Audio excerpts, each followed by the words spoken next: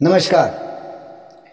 गुण रहस्य ज्योतिष केंद्र में आपका हार्दिक स्वागत है, अभिनंदन है। प्रिय बंधुओं, आप सभी का हार्दिक धन्यवाद जिन्होंने कि मेरे इस YouTube चैनल को सब्सक्राइब किया, शेयर किया और इसमें अत्यंत महत्वपूर्ण अपने कमेंट जो है इसमें छोड़े। आप सभी से निवेदन रहेगा कि ज्योतिष संबंधी अधिक जानकारी के लिए आप मेरे इस YouTube चैनल को सब्सक्राइब करें, शेयर करें और सुझाव के तौर पर मुझे आप अपने कमेंट्स अवश्य दें। परंतु एक चीज़ मैं कहना चाहूँगा, मेरा निवेदन रहेगा कि अगर आप कोई प्रश्न पूछ रहे हो कमेंट सेक्शन में, तो वीडियो से संबंधित हो, तो मैं प्रयास करता हूँ आपके प्रश्नों के उत्तर देने का अपने अल्पमति के अनुसार। अगर मेरे पास उसका उत्तर हुआ, निश्चित तौर पर मैं आपके प्रश्नों का उत्तर देने का प्रयास अवश्य करूंगा। पर जिस वीडियो के ऊपर आप कमेंट दे रहे हो, लिख रहे हो, उसी से संबंधित प्रश्न होना चाहिए। प्रारंभ करते हैं। हालांकि ये मेरी ऑनलाइन क्लासेस की जो वीडियो है, उसके लिए मैंने केवल अभी तक एक अपनी क्लास की जो वीडियो है वो एक ही अपलोड की है यूट्यूब पर। आज मैं बहुत समय उपरांत जो है दूसरा वीडियो जो है वह अपलोड करने जा रहा हूं। अभी इसकी आवश्यकता क्यों पड़ी? क्योंकि मुझे लगता है कि यह विषय जितना बार बार हमारे दिमाग में रिपीट होता जाएगा,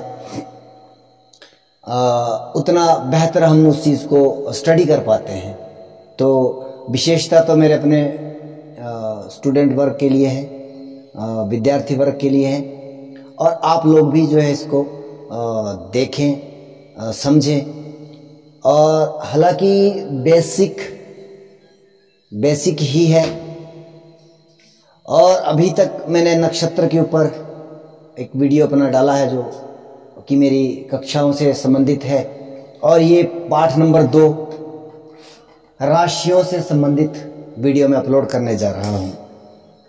सबसे पहले जब ज्योतिष जगत में कोई नया विद्यार्थी आता है, बिल्कुल नया, तो उसे यहाँ तक भी मालूम नहीं होता है कि जो हमारे पास जो जन्म कुंडली खुलती है तो उसमें जो ये अंक लिखे होते हैं इसका क्या महत्व होता है। तो सबसे पहले हम उस चीज़ को समझते हैं। ये अंक का मतलब होता है, जैसे एक का मतलब मेष राशि, यानी कि उस राशि का अधिपति जो है, उस राशि का जो स्वामित्व है, और उस वहाँ पर कौन सी राशि किस भाव को इंडिकेट कर रही है, उसका साइन ये 1 नंबर है, मेष राशि, और उसका स्वामी मंगल है। 2 नंबर 2 लिखा है किसी भाव में आपके, उसका मतलब है वृषभ राशि, और उसका स्वामी शुक्र है। 3 नंबर लिखा है उसका मतलब है मिथुन राशि, और उसका स्वामी बुध है। 4 लिखा है कर्क राशि, और उसका स्वामी चंद्रमा है। 5 लिखा है सिंह राशि, उसका स्वामी सूर्य है। 6 लिखा है उसका मतलब है कन्या राशि, उसका स्वामी बुध है। 7 लिखा है तुला, उसका स्वामी शुक्र है। 8 लिखा है वृश्चिक, यानी कि 8 नंबर वृश्चिक राशि, उसका स्वामी मंगल है। 9 नंबर लिखा है धनु राशि, उसका स्वामी गुरु है। 10 लिखा है मकर राशि, उसका स्वामी शनि है। 11 लिखा है कुंभ राशि, उसका स्वामी भी शनि है।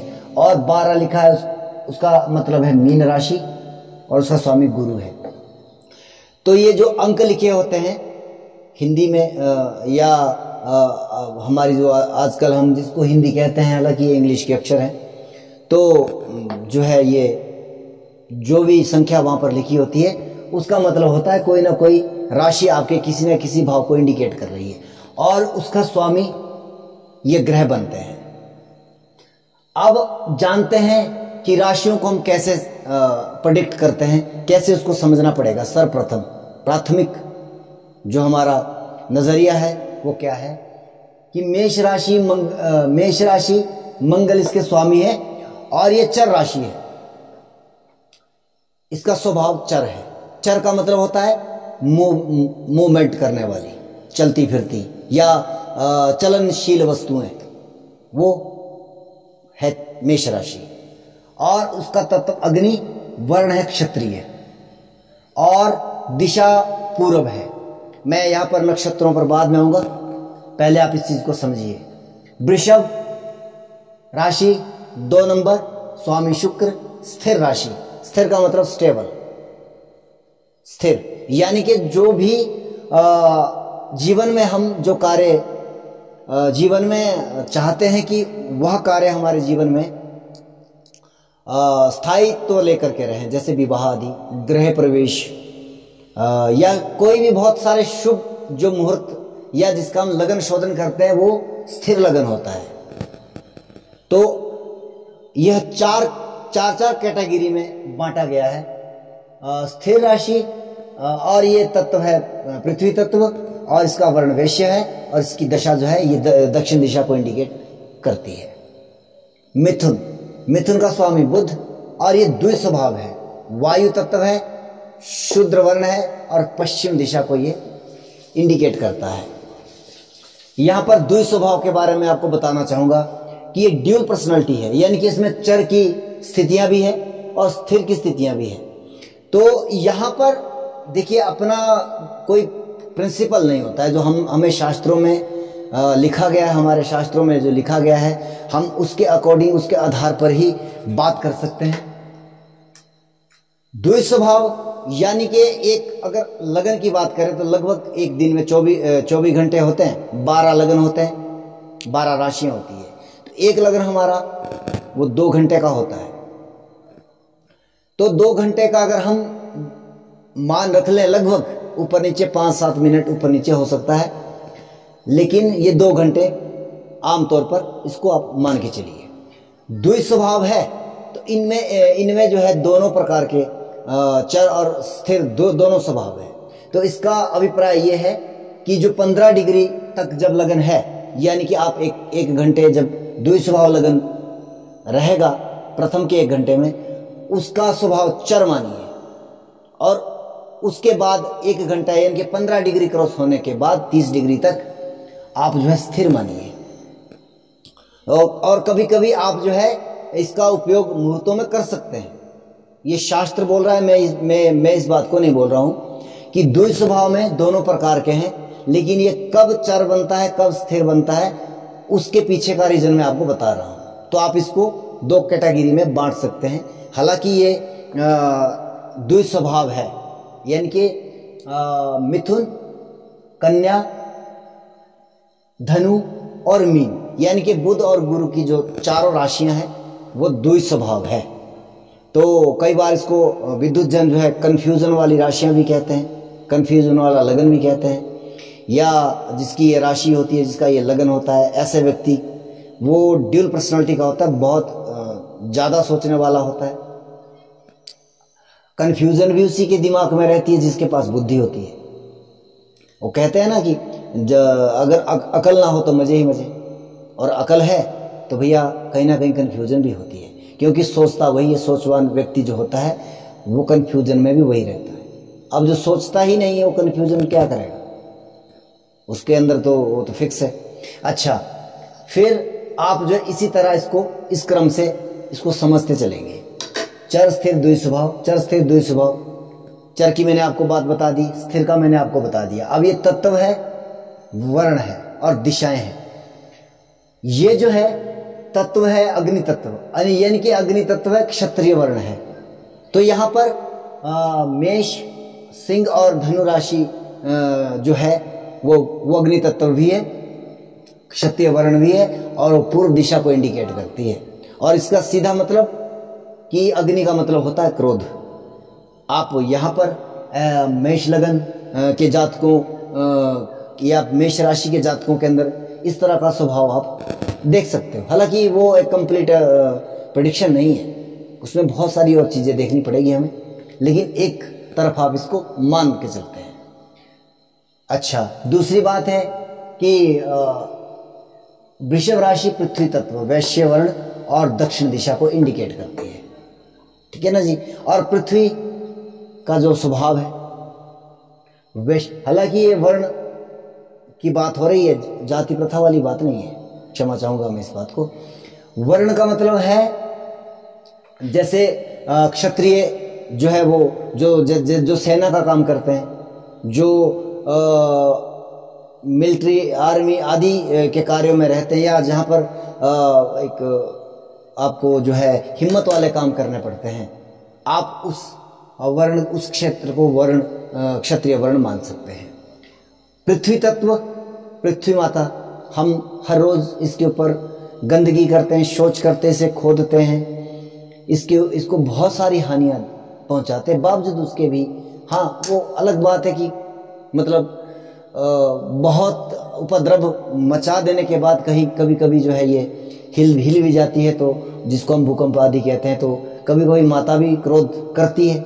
तो ये पृथ्वी माता है जो हर चीज को सहन कर लेती है, गर्मी सर्दी बरसात, जो भी मौसम है हर प्रकार के, और हम जैसे उपद्रवी मानवों को भी ये हर एक कुरीतियां हमारी जो है वो सहन करती है माता धरती हमारी।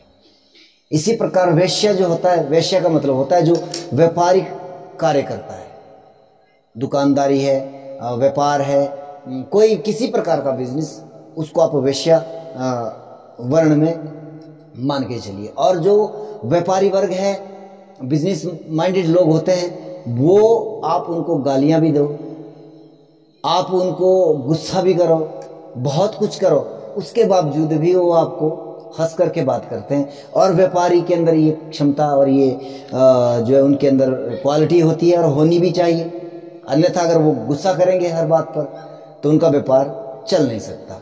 तो ये पृथ्वी तत्व और वैश्य वर्ण की एक प्रवृत्ति हो गई। दूसरी बात, वायु तत्व शूद्र प्रवृत्ति, शूद्र वर्ण, और पश्चिम दिशा को ये इंडिकेट करता है। देखिए यहाँ पर बात आती है जब वर्ण की, शूद्र का मतलब होता है जो सेवाएं करता है, सेवा किसी प्रकार की भी होती है, नौकरी करते हैं आप, सरकारी करते हैं, प्राइवेट करते हैं, या किसी की भी सेवा करते हैं, जो सेवा करता है वो जो भी व्यक्ति है वो, उसको हम शूद्र की कैटेगरी में यहां पर रख के चलते हैं, वायु तत्व है। अच्छा, सेवाओं का काम है, सेवाओं का काम है, तो यहां पर वायु की प्रवृत्ति होती है, यानी कि वायु जो है वो हर परिस्थिति से गुजर के चलती है, और उसे जो है क्या कह सकते हैं यहाँ पर कि वायु जो है वो जो है कभी तेज चलती है, कभी कम चलती है, कभी बहुत ज़्यादा तेज चलती है, और हर जगह चलती है। ऐसा तो नहीं है कि मेरे यहाँ चल रही है आपके यहाँ नहीं चलेगी। अगर ये वायु ही यहाँ पर इस संसार में या इस मृत्यु लोक में या इस पृथ्वी पर ना हो तो हम जो है शायद 2 सेकंड भी जीवित ना रह सके।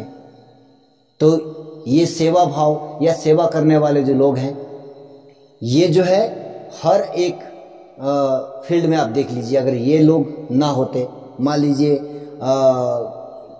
कोई व्यक्ति जो है वो पढ़ा रहा है, टीचिंग लाइन में है, वो भी सेवा कर रहा है, आर्मी वाला वो भी सेवा कर रहा है, पुलिस वाला वो भी सेवा कर रहा है, वो हॉस्पिटल आदि में झाड़ू पोछा क्लिनिक का काम कर रहा है, वो भी सेवा कर रहा है। तो उनसे बगैर यह प्राकृतिक बैलेंस नहीं बन सकता है।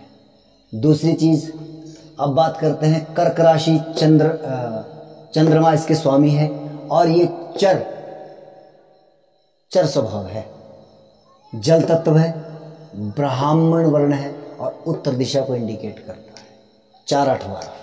4-8-12 का मतलब कर्क, वृश्चिक और मीन, ये राशियां जल तत्व की है, और जल हमेशा शीतल रहता है, गुणवान होता है, और जल ही जीवन है, जल से बगैर कुछ भी नहीं चलता है। अब वर्ण आ गया यहां पर ब्राह्मण। ब्राह्मण जल जो है वो शीतल रहता है, शांत रहता है, तो ब्राह्मण भी ऐसा ही होता है। ब्राह्मण वर्ण जो एक सामान्य तौर पर जिसको कहते हैं कि ये बहुत ठंडे दिमाग का आदमी है या बहुत शांत तरीके से बात करता है, तो उसे हम जो है ब्राह्मण प्रवृत्ति या ब्राह्मण वर्ण की संज्ञा यहाँ पर देते हैं। अब आप इन चीजों को समझ गए। हालांकि आपको ये चर, स्थिर, अग्नि तत्व ये कैसे याद करना, मैं अभी इसके ऊपर आता हूं। बात करते हैं अभी नक्षत्रों का क्या महत्व है राशियों के अंदर, और ये नक्षत्र जो है कितने कौन कौन से नक्षत्र किन किन राशियों का निर्माण करते हैं। सबसे पहले 27 नक्षत्र है। 27 नक्षत्र जो है 2.25 नक्षत्रों का जो है 2.25 नक्षत्रों का जो है वो एक राशि निर्मित होती है, यानी कि 9 चरण हमें कंप्लीट चाहिए पड़ते हैं। 9 चरण एक राशि के निर्माण के लिए हमें चाहिए। तो पहले मेष राशि का निर्माण करते हैं। मेष राशि तो पहला नक्षत्र अश्विनी के 4 चरण लगेंगे, भरणी के 4 लगेंगे। अब 4 और 4 8 हो गए, और एक हमने कृतिका से ले लिया, एक चरण यहां पर कृतिका का लिया। 9 चरण हुए कंप्लीट। और कृतिका अब आ जाते हैं वृषभ राशि। वृषभ राशि में कृतिका के पास जो 3 चरण बचे हैं, कृतिका के 3 चरण जो है वो वृषभ राशि में आ जाएंगे। रोहिणी के 4 चरण लग जाएंगे, और मृगशिरा के हमें 2 ही चरण यहाँ पर चाहिए, तब हमारा कंप्लीट 9 चरणों की एक राशि बन जाती है। ऐसे हम 2.25 नक्षत्र से एक राशि का निर्माण होता है। अब यहां पर जो बात है वो क्या है कि ये नक्षत्र जो है जिस भी राशि में क्या महत्व निभाते हैं, किस तरह का महत्व निभाते हैं। डिग्री होती है एक राशि की या एक लगन की 30। तो आप यहां पर कैलकुलेट कर लीजिए कि 13 डिग्री 20 मिनट, यानी कि 13 अंग्रेजी में कहते हैं तो 3 डिग्री 20 मिनट, 3 डिग्री 20 मिनट का एक चरण होता है। तो इस तरह से जो है आप इसको कैलकुलेट करिए। अब हम आगे बढ़ते हैं। इसी तरह मिथुन में मृगशिरा के 2 आगे, आर्द्रा के 4 आगे, और पुनर्वसु के 3 चरण। कर्क राशि में पुनर्वसु का एक ही चरण आएगा, पुष्य के 4 आएंगे, और अश्लेखा के 4 चरण जो है यहां पर आ जाते हैं। बात आती है यहां पर कि ये जो हमारा सौरमंडल है या ब्रह्मांड है या पृथ्वी है, ये गोल है, और ये राशियों का, नक्षत्रों का जो मंडल है वह भी गोल है। यानी कि लगभग 9 करोड़ जो तारा है वो 27 नक्षत्रों में डिवाइड किए गए हैं। एक नक्षत्र के लिए लगभग जो है 3 करोड़ के आसपास जो है वह, क्षमा कीजिएगा शायद मैं गलत कैलकुलेट कर रहा हूं यहां पर, खैर छोड़िए यहां पर। अब ये जो तारा मंडल है ये गोल है, बिल्कुल यहां पर बिल्कुल गोल है।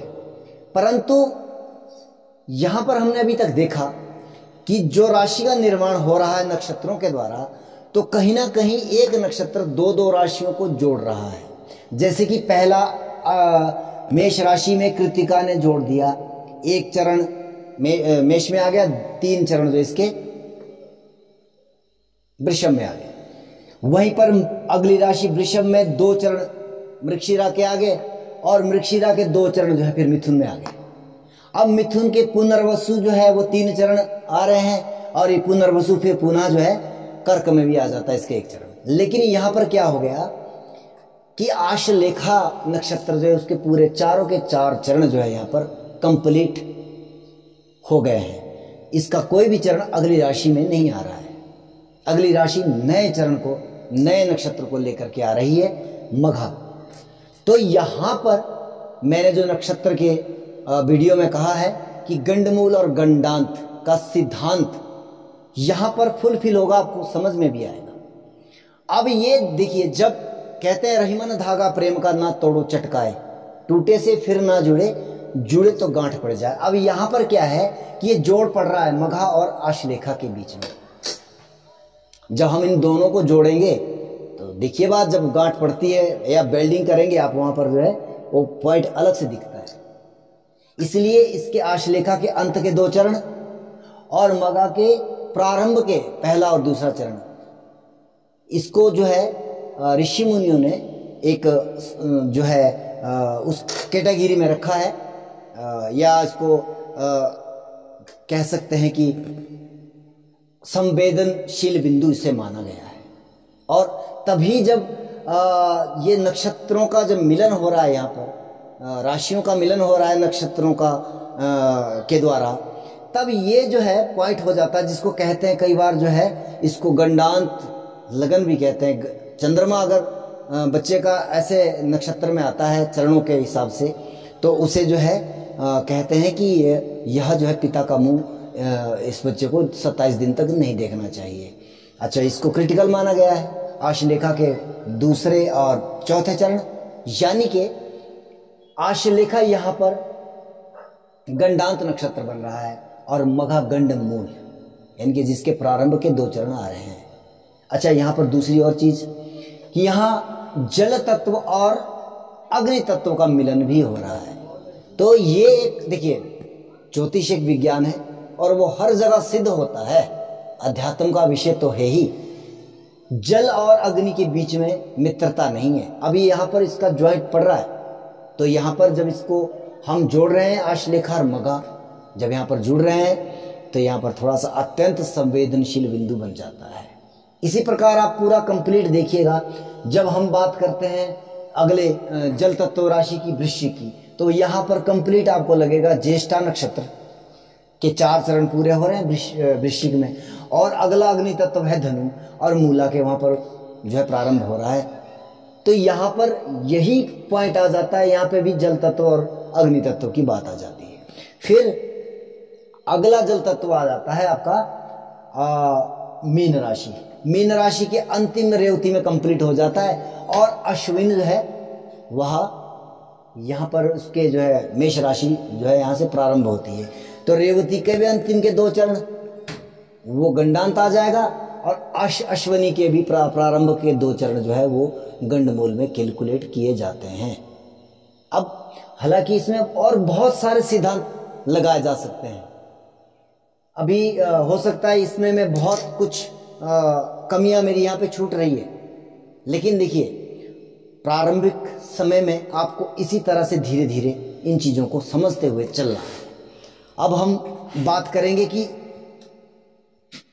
इसके परिणाम आप आगे की कक्षाओं में धीरे धीरे समझेंगे, या कोई अगर हमारी कक्षाएं ज्वाइन करना चाहता है तो अभी जो हमसे संपर्क करें। हमारा संपर्क सूत्र जो है डिस्क्रिप्शन बॉक्स में जो है डाल दिया जाएगा, वहां पर आपको थोड़ा सा देखना पड़ेगा। अब यहाँ पर जो है आप देखिए कि ये हमने एक चार्ट बनाया, तो जैसे ही ये चार्ट का निर्माण हुआ, यहां पर क्षमा कीजिएगा, अब मान लीजिए जैसे आपने तत्वों को याद करना है, तो इसके लिए ज्यादा बड़े दिमाग लगाने की आवश्यकता नहीं है। आपने देखा 1 2 3 4 5 6 7 8 9 10 11 और 12। अभी अब आप तत्वों को याद करेंगे, तो तत्वों के लिए आपको क्या करना है कि त्रिकोण के जो राशियां पड़ रही है, लगन जिस राशि के तत्वों का बन रहा है उसके त्रिकोण में भी उसी तत्व की राशियां होगी। यानी कि ये अग्नि तत्व है तो 5वें में भी अग्नि तत्व आ जाएगी, और यहाँ पर 9वें में भी अग्नि तत्व आ जाएगी। ठीक है ना जी। इसी प्रकार अब आपको इसके स्वभावों को याद करना है, तो उसके लिए भी आपको कोई अलग प्रिंसिपल नहीं है। आप इसी तरह से जो लगन में स्वभाव आ रहा है, जैसे कि अब ये चर स्वभाव की राशि है, चर स्वभाव की राशि अग्नि तत्व है, ठीक है ना जी। लेकिन हमने अब स्वभाव, इसका स्वभाव है चर, तो कर्क का भी चर है और तुला का भी चर है और मकर का भी चर है, यानी कि अब ये केंद्र में जो पड़ने वाली उसके स्वभाव एक जैसे होंगे, या इसका वर्ण एक जैसा होगा। वर्ण भी इसका एक जैसा, क्षमा कीजिएगा, वर्ण यहाँ पे वर्ण नहीं आएगा, माफी चाहूंगा। वर्णों के लिए हमें त्रिकोण में जाना पड़ेगा। अब जैसे कि इसका अग्नि तत्व है, ठीक है ना जी, तो ये अग्नि तत्व आ जाएगी, और इसका वर्ण क्या बनता है, क्षत्रिय। तो ये तीनों राशियां क्षत्रिय वर्ण की आ जाएगी, और ये तीनों राशियां जो है वह पूर्व दिशा को इंडिकेट करती है। तो ये त्रिकोण में जो है आपको इसको समझना है और स्वभाव आपको केंद्र से समझने हैं। आप किसी भी राशि का जो है आपको इसमें जो है 4 राशियों तक याद रखना है कि कौन से राशि किस तत्व की है, किस स्वभाव की है। इस तरह से आपको याद रखना है। उसका लग्न बना लीजिए, केंद्र में जो पड़ रही है वो उसके स्वभाव की राशि है। चर स्थिर द्वि स्वभाव त्रिकोण केंद्र में जो पड़ रही है, ये 4 राशियां हैं केंद्र में पड़ने वाली, ठीक है ना जी। और वर्ण, तत्व और दिशा वो आपके त्रिकोण से मिल जाएगी आपको 1, 5, 9 से। तो धन्यवाद, अगले वीडियो का मेरा इंतज़ार करिए। खैर कक्षाओं का वीडियो मेरा बहुत दिनों बाद ही प्रसारित हो पाता है, इसके लिए बहुत सारे और भी कारण हैं। अगर आप हमारी कक्षाएं जो है वो ज्वाइन करना चाहते हैं तो आपको हमारा नंबर जो है वो डिस्क्रिप्शन बॉक्स में मिल जाएगा। किस प्रकार से आप लेना चाहते हो वो आप जो है आपके ऊपर वो निर्भर करता है। हालांकि वर्तमान में मेरे पास अभी पर्सनल क्लासेज भी चली है और जो है ग्रुप वाली क्लासेज भी चली है। तो ग्रुप के लिए थोड़ा सा एडवांटेज हो जाता है कि वहाँ पर फीस कम होती है और पर्सनल के लिए थोड़ा सा अधिक पे करना पड़ेगा आपको, तो वो आप संपर्क कर सकते हैं। धन्यवाद। जय सिया राम। मेरे YouTube चैनल को सब्सक्राइब करें, शेयर करें।